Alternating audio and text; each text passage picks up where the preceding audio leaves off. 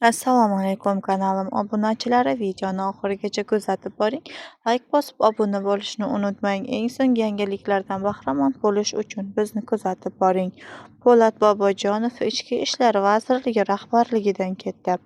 U 2017-yil sentyabrdan buyon O'zbekiston Respublikasi Ichki ishlar vaziri lavozimida ishlayotgandi. Ichki ishlar vaziri Po'lat Razzoqovich Bobojonov lavozimidan ozod etildi. Po'lat Bobojonov 1961-yil 1-yanvarda Xorazm viloyatida tug'ilgan. 1982-yil Toshkent davlat universitetini tamomlagan. Shundan keyin Xorazm viloyati prokuratura organlarida ishlay boshlagan.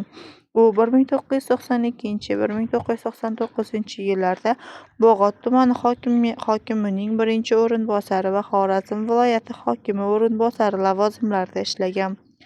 1999-yilda prezident administratsiyasi ishga o'tkazilgan.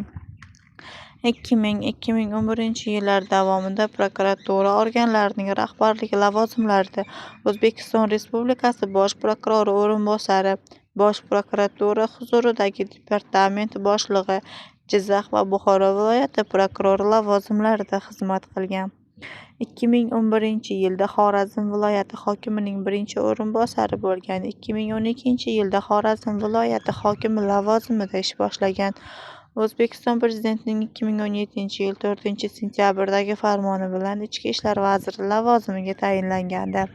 U 2019-yil 12-sentyabrda general-leytenant maxsus unvoni berilgan. Uning iste'fosi sababi ma'lum qilinmagan. Bizni kuzatib boring, obuna bo'lishni unutmang. Xayr, salomat bo'ling.